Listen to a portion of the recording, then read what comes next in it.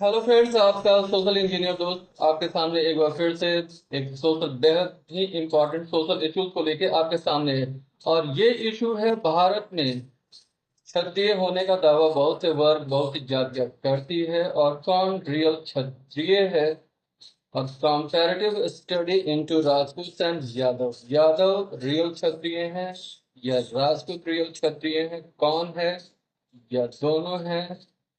इस पे आज का ये जो डिबेट है सेंटर्ड है। तो चीजों की शुरुआत कैसे करते हैं? सबसे पहले शुरुआत ओरिजिन से करते हैं, राजपूतों का ओरिजिन और यादवों का ओरिजिन।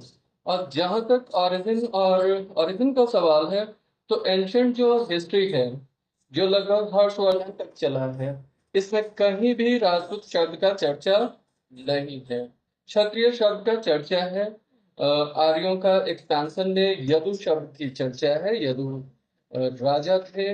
वैसे ट्राइबल्स का, ऐसे ट्राइबल चीफ का जो एक्सपैंड कर रहा था पंजाब से लेके अब नॉर्थ इंडियन प्लेन्स में, जिसमें यूपी, बिहार, सौराष्ट्र और कुछ मध्य प्रदेश के भी एरिया हैं।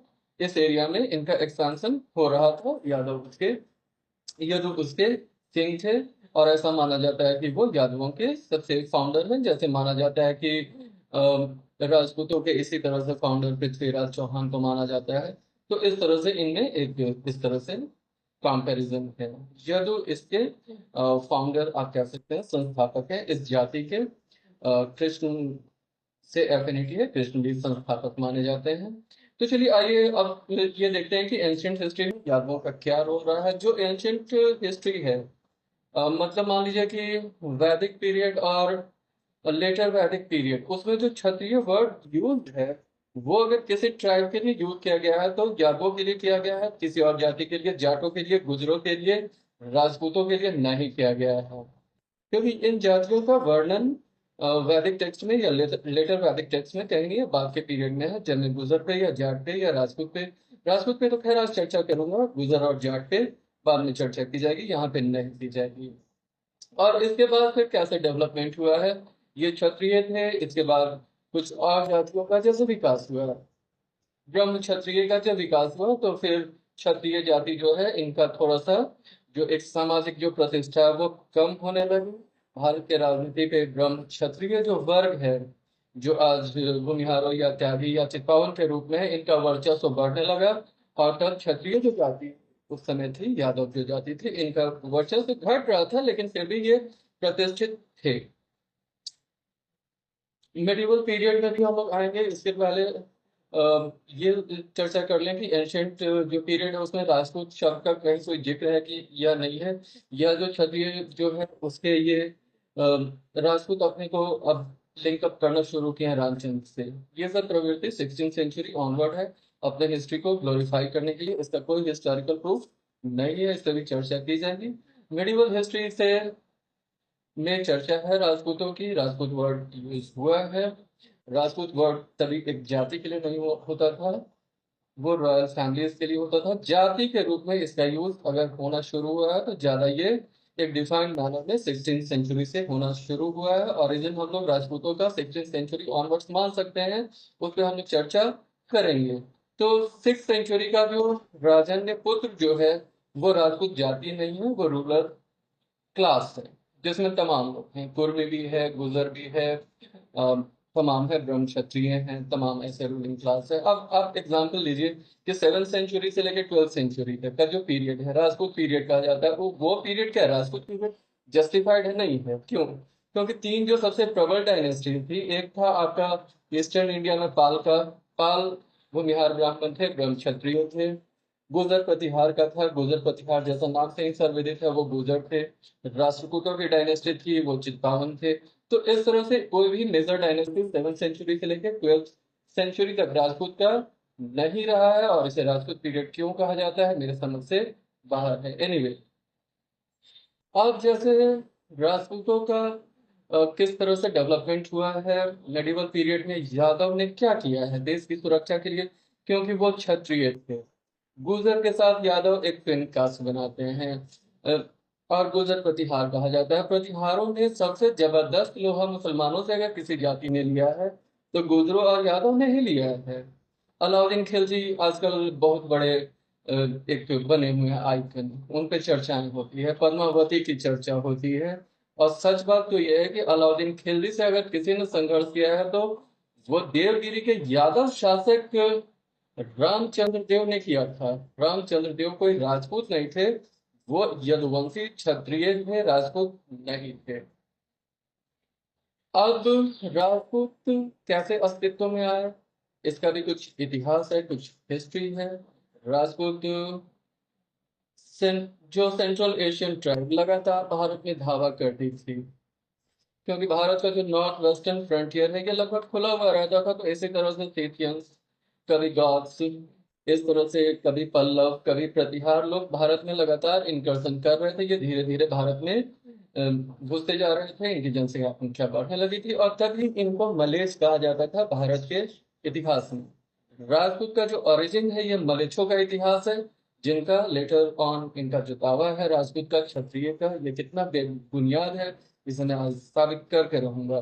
तो अब ये मलेच्छ थे, लेकिन फिर भी अपनी ताकत के बल पे, तलवार के बल पे कहीं कहीं इनका जोर जबरदस्ती नॉर्थ वेस्टर्न रीजन में चलता था। सेंट्रल जो गैंजेटिक प्लेन है वहां पे इनका कोई भी ऐसा दबदबा तभी नहीं था। अब जैसे सामंती युग का दौर आया, मुस्लिम इनकर्जन जब बढ़ा, तो मुस्लिम के साथ इन्होंने अपने को आइडेंटिफाई कर लिया। मुस्लिम के जो सेना होती थी उसमें ये मिलिट्री में आने लगे, सेवा देने लगे, मुसलमानों का साथ देने लगे, भारतीय शासकों के खिलाफ, भारत के क्षत्रिय वर्ग के खिलाफ। इनका ये हिस्ट्री है, इनकी शुरुआत ऐसी है। फिर सेना में कुछ काम करते करते इनमें कुछ सैनिक प्रवृत्तियां जो थी वो आ गई, और तब 16th सेंचुरी से इन्होंने कहना शुरू किया कि ये राजपूत, वही राजपूत जो रूलिंग क्लास है, वो राजपूत जो रूलिंग क्लास के रूप में एक तरह से परिभाषित किया गया भारत के इतिहास में। वो रूलर का क्लास है, न कि किसी एक जाति का क्लास है। लेकिन इन्होंने इसका फायदा उठाने का प्रयास किया इस तरह से। और 16th सेंचुरी में जब मुगल आए, मुसलमान आए, मुसलमान अब चूंकि इन्हीं के वंश के थे, क्योंकि ये लोग भी सीथियन थे, वहीं से आए थे उज्बेकिस्तान से, तो बाबर के ये पहले से रिलेटिव थे, तो बाबर की सेना में ये सहयोग करने लगे। बहरमल अगर नहीं होता तो मुगल कहाँ होते, हुमायूं तो हार चुका था, उसे तो शेरशाह ने रौंद दिया था, बुरी तरह से रौंद दिया था। और भारत में मुगलों को स्थापित करने में अगर किसी का रोल है तो गद्दार राजपूतों के अलावा और किसी का भी रोल नहीं है। अकबर से मैट्रिमोनियल्स करना, अपना जाति बेचना, अपना धर्म बेचना, ये राजपूतों का अ, कर्तव्य रहा है भारत के इतिहास में। और ये क्षत्रिय तो बिल्कुल ही नहीं है। आज तक के आप इंडिया के हिस्ट्री में बताइए कि राजपूतों ने एक भी युद्ध क्यों नहीं जीता। जब ये क्षत्रिय कह रहे हैं, जब ये कह रहे हैं कि वॉरियर हैं, जब ये कह रहे हैं कि इनका दावा है कि ये अग्निकुल हैं, सूर्यवंशी हैं, तमाम वंशी है, तो फिर एक अफगानिस्तान का गडेरिया जो होता है, कोई गजनी, कोई गोरी जो होता है, जो कोई सेना लेकर भी नहीं आता है, कोई शस्त्र लेकर भी नहीं आता है, इन्हीं के शस्त्रों को इन्हीं से छीन कर इनको पराजित करता था। ये राजपूतों का हिस्ट्री है, ये वास्तविकता है। भारत के लोगों को इस हिस्ट्री को समझना चाहिए कि भारत में रियल वॉरियर कौन है, रियल फाइटर कौन है, और कौन एक शेर का खाल में एक जो भेड़िया है वो कौन है। अगर राजपूत इतने अच्छे वॉरियर थे तो फिर मुसलमान यहाँ क्या कर रहे थे, या फिर मुसलमानों, अब मुसलमान अगर उनके दुश्मन थे राजपूतों के, तो फिर ये मैट्रिमोनियल कहाँ से हो रहा था, ये क्या हो रहा था। तो ये सब राजपूतों का ये हिस्ट्री है। अब चलिए हम लोग मेडिवल हिस्ट्री में देख चुके हैं किस तरह से यादवों ने अपनी जान की बाजी लगाकर किस तरह से भारत के धर्म और सनातन संस्कृति की रक्षा की। जब विदेश के ही एक अन्य जो कबीला है राजपूतों ने विदेशियों का सहयोग किया, पहले सुल्तानों का किया, गुलामों का किया, फिर मुगलों का उसी तरह से सहयोग किया। 40 मैट्रिमोनियल्स अकबर के समय में राजपूतों का मुगल्स के साथ हुआ है। आप अनुमान कर सकते हैं कि वो देशी थे, विदेशी थे, हिंदू थे, मुस्लिम थे। इसका अनुमान मैं आपको आप पे छोड़ देता हूँ, कमेंट बॉक्स में आप लिख दें।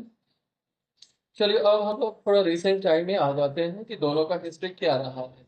रिसेंट टाइम में जब हिस्ट्री, स्वाभाविक है कि राजपूत और मुसलमानों ने मिलकर यादवों को पराजित कर दिया, और वो जो जमींदार थे, जो जागीरदार थे, यादव सरदार थे, उनको घसियारा बना दिया गया। उनको तो जमीन छोड़ दिया गया कि तुम अब खेती करवाओ, खेती करो, करवाओ, अब तुम पीजेंट बन जाओ, अब लड़ने की जरूरत नहीं है। लड़ाई अब चूंकि मुसलमानों को करना है, राजपूतों के सहयोग से करना है, तो यादवों को एक, क्या कहते हैं उसको, एक तरह से सेंटिंग केयर में डाल दिया गया। यादव तभी से एक प्रोफेशनल टेनेंट के रूप में, एक पैस्टोरल फार्मर्स के रूप में बड़े सरदार थे, हालांकि तब भी प्रभावशाली थे, उनमें एक संस्कार, एक लड़ाई की जो प्रवृत्ति है वो तब भी बनी हुई थी।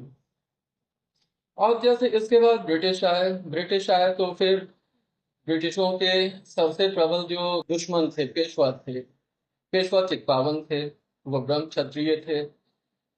तो उनके खिलाफ अंग्रेजों ने राजपूतों का प्रयोग किया, राजपूत रेजिमेंट बनाया गया। तो राजस्थान में छोटे छोटे, रेगिस्तान में कुछ छोटे छोटे प्रिंसली स्टेट्स इनके हो गए।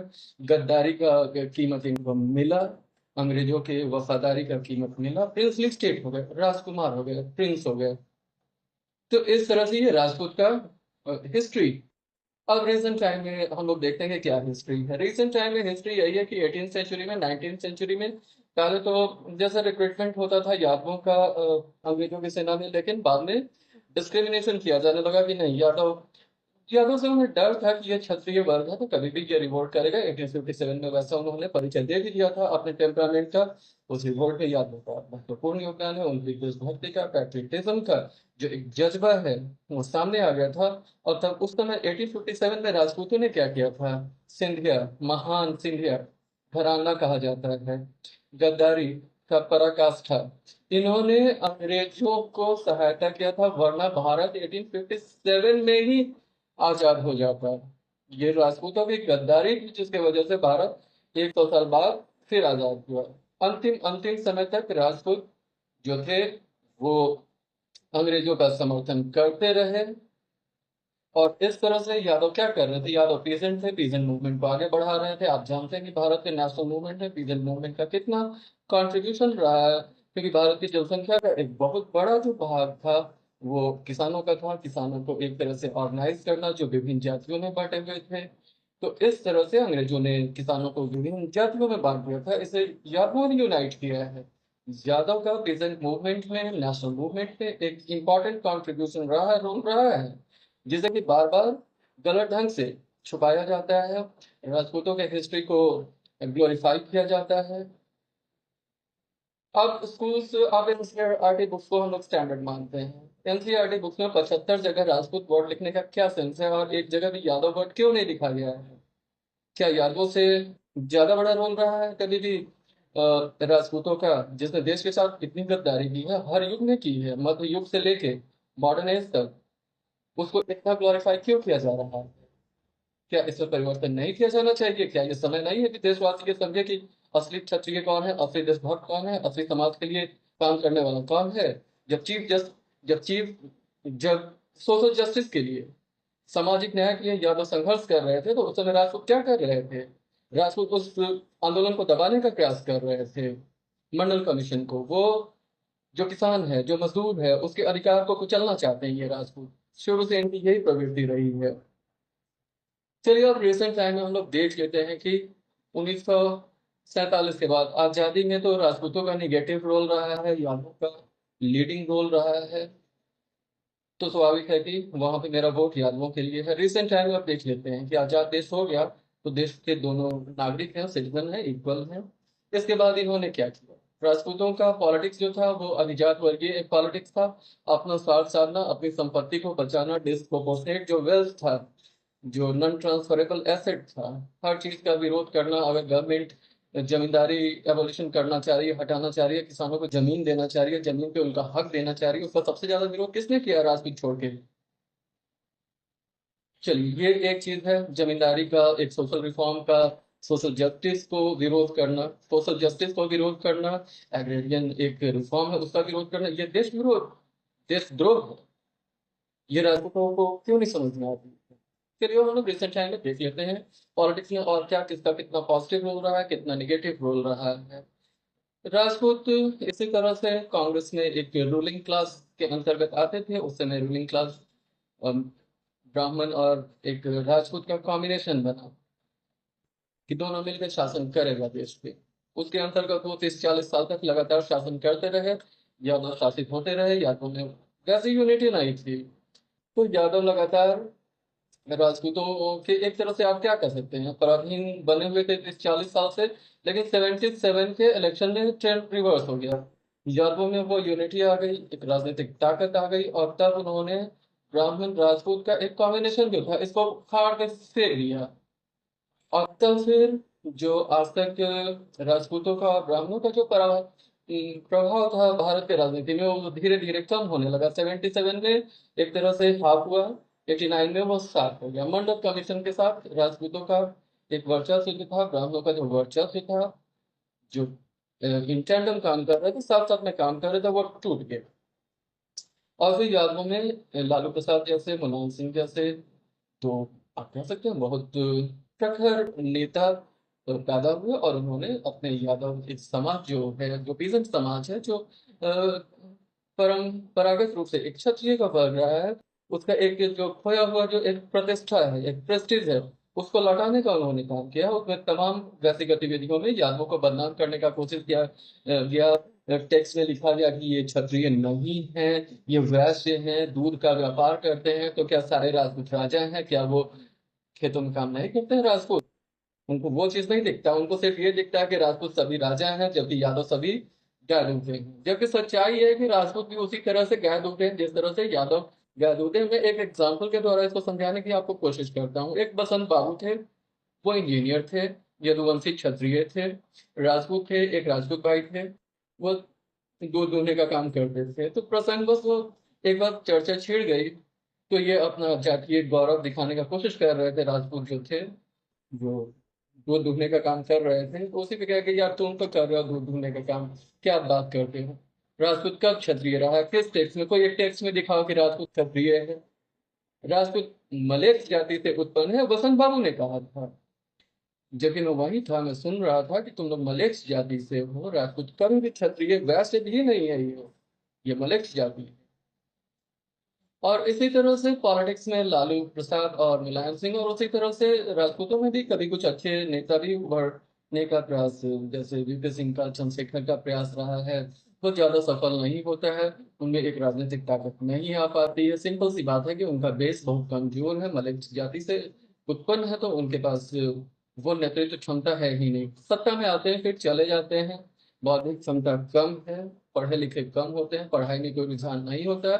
कुछ के पास संपत्ति होती है क्योंकि उन्होंने चाटुकारिता की है, अंग्रेजों की चाटुकारिता की है, मुगलों की तो कुछ संपत्ति है। तो शराब और वही सब जो है, एक इस तरह का व्यसन उनका मुख्य कल्चर है। उसी को अब तो सरकार जो है उसी को भारत में अपनाना चाहिए कि ये अच्छा है, रंगीनी मस्ती, इस तरह से। और तो कॉम ये वीडियो बनाने के पीछे कोई इस तरह से विद्वेष तो नहीं है राजपूतों के खिलाफ, लेकिन ये बात तो सच है कि वो क्षत्रिय है नहीं। तो इस बात को दुनिया के सामने रखने की साहस किसी में तो होना चाहिए। और मैं तो न्यूट्रल हूँ भाई, मैं तो न यादव हूँ न राजपूत हूँ। तो और न मुझे लालू प्रसाद ने 2-4 करोड़ रुपए दिए ये वीडियो बनाने के लिए। तो उम्मीद है कि इसको इसी पर्सपेक्टिव में देखा जाए।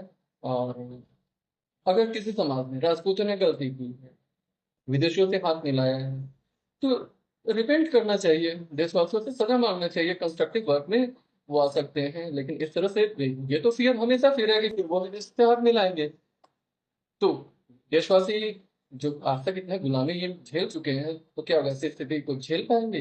नहीं झेल पाएंगे। इन बातों को समझने की जरूरत सभी देशवासियों की है। और मैं इन्हीं बातों के साथ मैं इस टॉपिक को विराम देता हूँ। धन्यवाद।